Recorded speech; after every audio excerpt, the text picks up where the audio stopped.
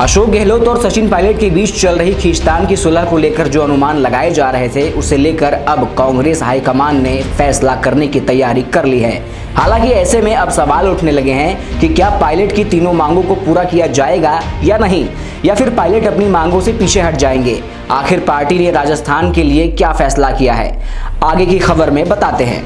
दरअसल छत्तीसगढ़ में टीएस सिंहदेव को डिप्टी सीएम बनाने के बाद अब कांग्रेस हाईकमान राजस्थान को लेकर फैसला करने की तैयारी में है।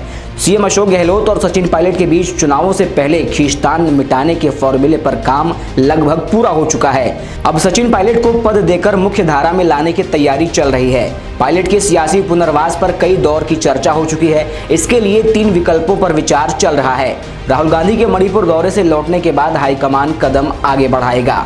बता दें कि कांग्रेस हाईकमान विधानसभा चुनावों का कैंपेन शुरू होने से पहले गहलोत पायलट का झगड़ा सुलझाना चाहता है। इसके लिए फिर शेयरिंग फॉर्मूला तैयार किया गया है। अब इसे लागू करने की एक्सरसाइज शुरू हो चुकी है।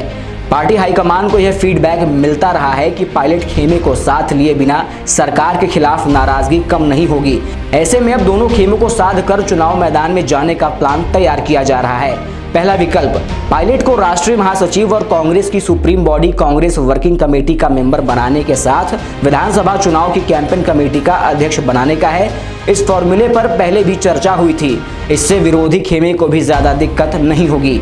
दूसरा विकल्प, पायलट को फिर से प्रदेशाध्यक्ष और उनके खेमे के विधायक को डिप्टी सीएम बनाने का है, लेकिन गहलोत खेमा इसका विरोध कर रहा है। इसके लिए कैबिनेट में फेरबदल करना होगा। प्रदेशाध्यक्ष के पद पर अशोक गहलोत खुद के खेमे के नेता की जगह पायलट का विरोध करते रहे हैं।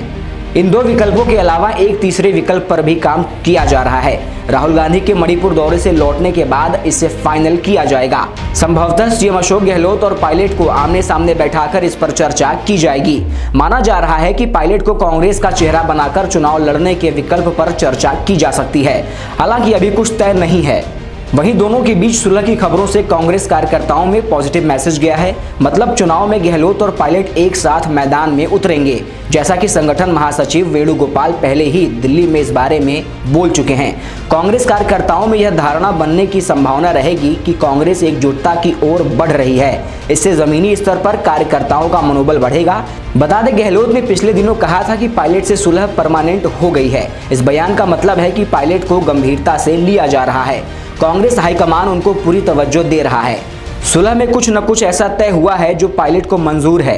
गहलोत के बयान से खुद गहलोत के लिए यह संकेत मिल रहा है कि वे आगे की पॉलिटिक्स को लेकर हाईकमान के स्तर पर हुई बातचीत को लेकर संतुष्ट हैं। फिलहाल चुनाव तक उनकी सीएम कुर्सी पर कोई संकट नहीं है।